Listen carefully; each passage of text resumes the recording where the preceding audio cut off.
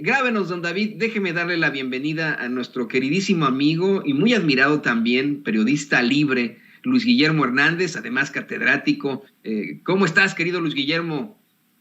Toño, un gusto saludarte. Es la primera vez en el año que platicamos tú y yo en este espacio y me da mucho gusto mandarte un abrazo, un deseo, todavía no es tarde para hacerlo, de este 2022 lleno de éxitos para ti, para la gente que te rodea y para la gente que quieres. Te mando también pues mis saludos desde la fríísima Ciudad de México. Y también todo mi cariño, este sentimiento es más que mutuo, querido Luis Guillermo. Luis Guillermo aquí desde la también muy fría Kansas City, Missouri. Y bueno, pues, ¿qué te parece que hagamos un tema que va a sonar verdaderamente controvertido? El canciller Marcelo Ebrard hace el planteamiento de que ahora que se venda Citibanamex, ese acervo cultural tan grande que posee esa entidad bancaria, esa entidad financiera, pase a dominio de la nación, sea parte de la nación. Algunos opinan que es una estrategia de lo más politiquera, populista, con vías hacia 2024. Yo, que he sido muy crítico de Marcelo Ebrard, considero que es una excelente propuesta. Yo considero que en efecto tiene que ser algo, una realidad, que no se pueden ir los de Citibanamex metiéndose las manos a los bolsillos y silbando disimuladamente con un acervo muy importante para México. Mira, te voy a decir dos aristas de este tema que me parece que la gente que nos escucha, que la gente que nos ve debe conocer muy bien. Primero, la congruencia, la profundísima congruencia que debe reconocérsele a Marcelo Ebrard. Él fue, como diputado federal, en la época pues más oscura del neoliberalismo, uno de los más fervientes defensores de la sociedad mexicana desde el poder legislativo. Era diputado independiente, aunque llegó por el Partido Verde al Congreso, era diputado federal. Marcelo Ebrard, cuando se discutían estos asuntos, cuando se discutían estos señalamientos, estas cuestiones del Fobaproa en la Cámara de los Diputados, y desde su diputación independiente, sin un grupo parlamentario que lo respaldara, daba una pelea verdaderamente fuerte, verdaderamente encomiable, en contra de este desfalco contra el pueblo de México. Era uno de los diputados que más aguerridamente defendían buscaban impedir, que esta deuda eterna del Fobaproa quedara en los hombros de cada uno de nosotros, de cada una de nosotras. Yo le reconozco eso a Marcelo Ebrard, lo conozco desde esa época y puedo señalar con abierta y total claridad que él solo está siendo congruente con lo que ha defendido toda su carrera. El hecho de considerar al Fobaproa como la mayor ignominia en contra del pueblo mexicano, el hecho de considerar que el Fobaproa fue quizá el mayor error del neoliberalismo en nuestro país, y que el hecho de plantear que Banamex, que ya una vez se burló del pueblo mexicano al no pagar impuestos por su adquisición por parte de Citigroup, ahora tenga pues que darle a México algo de todo lo que ha recibido a cambio de nada. Y ese algo es la valiosísima colección artística, histórico-arquitectónica que posee. Me parece, insisto, que Marcelo Ebrard solo está siendo consecuente consigo mismo, y eso es algo muy difícil, escúchalo bien, mi querido Toño, algo muy difícil de encontrar en la clase política mexicana, muy difícil. Y me parece en ese sentido que hay que reconocerlo en Marcelo Ebrard. Y el segundo punto que me parece muy importante en este debate, en esta decisión, en esta propuesta que además lanzó Marcelo Ebrard en domingo, muy temprano por la mañana, para marcar la agenda del día, es el hecho de que se posiciona claramente como un hombre progresista. Quienes tengan duda, quienes tengan alguna duda, por mínima que sea, sobre cómo sería Marcelo Ebrard de llegar al poder presidencial. Ahí están las muestras que él mismo está soltando sobre su actuar. Me parece que es una toma de postura muy clara, muy precisa y muy enfática. Marcelo Ebrard se está declarando un hombre progresista en los hechos. Ya lo había hecho en el discurso, organizando una cumbre de la CELAC que verdaderamente significó pues un espaldarazo a los gobiernos progresistas de la región. Ya lo había hecho con todas estas estrategias diplomáticas para apoyar a los gobiernos progresistas en problemas en la región, el gobierno peruano, el gobierno boliviano, el gobierno del presidente argentino, Alberto Fernández, pero sin duda, porque tenemos pues algunas dudas sobre qué tan de izquierda es Marcelo, pues haga falta que el propio canciller dé de estas muestras, de estas evidencias, de dónde está parado. Y lo de ayer, el hablar ayer sobre este asunto del Citi Banamex, la desincorporación de su fondo cultural y además hablar del FOBAPROA como lo que significa, pues es una toma de posición de Marcelo. Les está diciendo a sus opositores, les está diciendo a sus aliados, les está diciendo a los morenistas, oigan, no se confundan, yo soy de izquierda y allí me voy a mantener.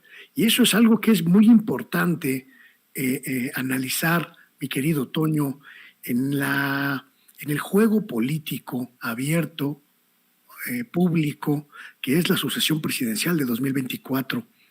No hay que olvidar en ningún momento que Marcelo Ebrard es hasta este momento del lunes 17 de enero de 2022 el caballo puntero en casi todos los ejercicios de medición de popularidad que se hagan en torno de la elección presidencial del próximo 2024. No hay que olvidar que Marcelo Ebrard encabeza en este momento todas las preferencias en términos políticos, en términos sociales, para la renovación de la presidencia de la República una vez que concluya el mandato del presidente López Obrador. Y cualquier cosa que hace, cualquier cosa que dice, hay que leerla en este entorno político y en este discurso de ideología política que es muy importante para definir nuestras simpatías de cara a ese momento. Y me parece también, mi querido Toño, y con esto finalizo la idea, que Marcelo Ebrard va a seguir en las próximas semanas, en los próximos meses, dando muestras de quién es como político, de quién es como hombre de ideas, mostrándonos qué tan a la izquierda está, desmarcándose de aquellos que hablan del centro como de un refugio para encontrar apoyos. Él no, él dice yo soy de izquierda y háganle como quieran. Y hablando precisamente de la congruencia, y con esto le pido, Luis Guillermo, a nuestro queridísimo David el Grande que nos grabe, publicas un tuit devastador.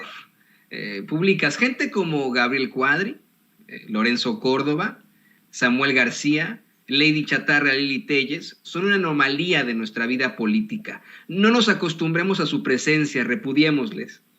Hace un rato presentábamos aquí en Sin Censura cómo es que, por una parte, Mario Delgado busca el desafuero, por ejemplo, de un personaje como Cuadri, ¿no?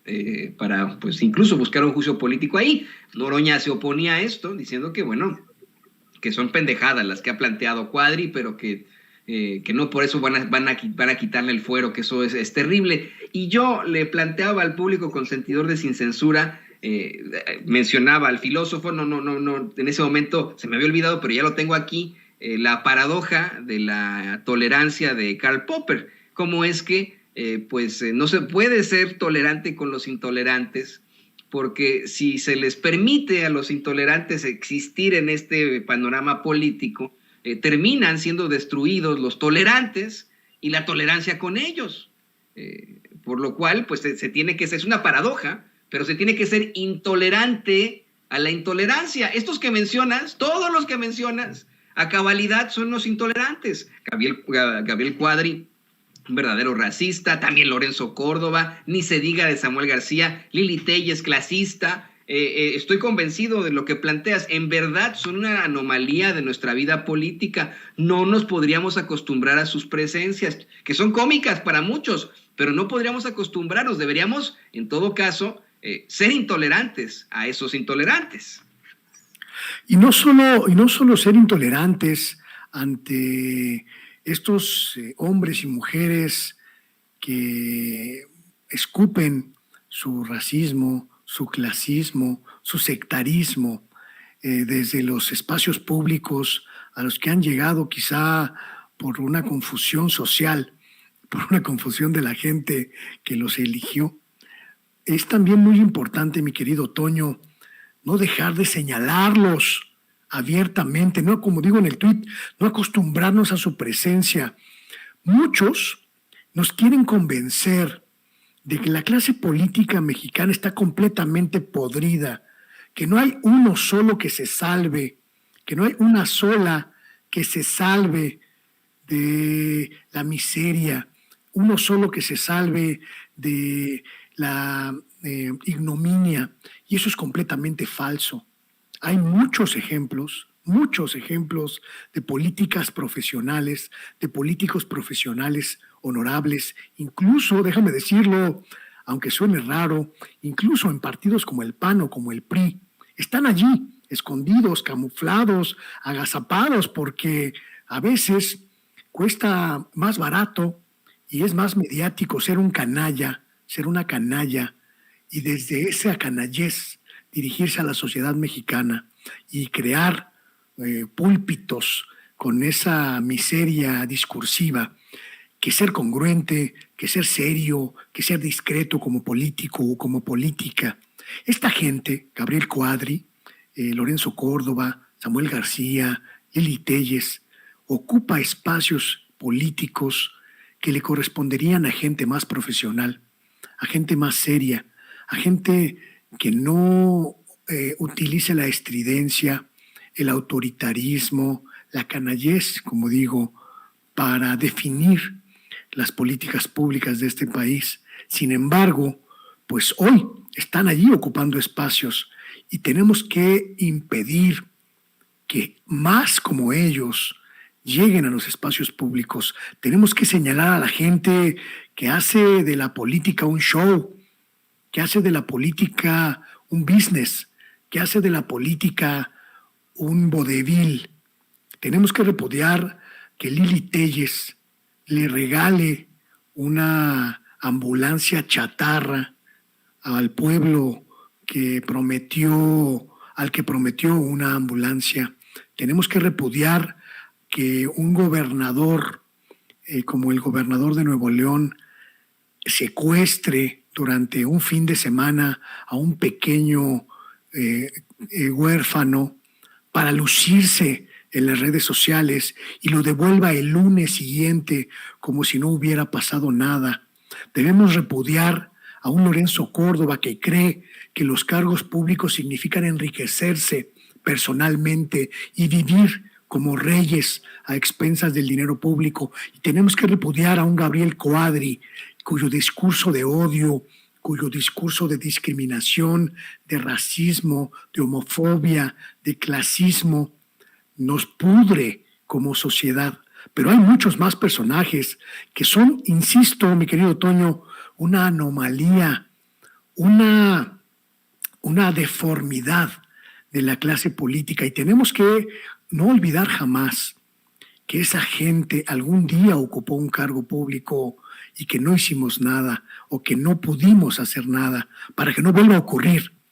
Tenemos que impedir que nuestra sociedad se llene de líderes como Cuadri, como Córdoba, como Samuel o como Lili Telles. Tenemos que impedir que los mexicanos seamos dirigidos, representados por esta gentuza que lo único que hace es vivir a expensas de nuestros recursos, mi querido Toño.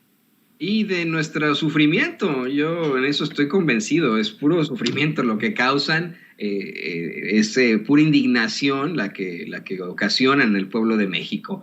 Querido Luis Guillermo, ¿por qué no nos compartes tus redes sociales? La gente quiere ponerse en contacto contigo para que lean estos y muchos más tweets, para que también te busquen en tus publicaciones, en tu canal, en tus muy interesantes pues intervenciones. Compártenos, por favor, tus redes sociales. Muchas gracias, Toño. Las espero todos los días, de lunes a viernes a las 8 de la noche, tiempo de la Ciudad de México, en mi canal Luis Guillermo Hernández, Sexta W en YouTube y también en Facebook. Y en Twitter también estoy como Luis G. Hernán o como Sexta W, tratando de crear un espacio alternativo libre, absolutamente libre y sin compromisos de ninguna especie con ningún grupo político o económico. Así que aquí andamos, mi querido Toño, y nos vemos el próximo lunes. Un abrazo a ti y al auditorio de Sin Censura que siempre me recibe con el espacio de libertad que tanto aprecio. No, el agradecimiento es nuestro y este espacio es, tú lo sabes perfectamente, tuyo, querido Luis Guillermo, querido periodista libre aquí en Sin Censura. Y mire, híjole, es desafortunadísimo porque se puso muy bueno el programa, pero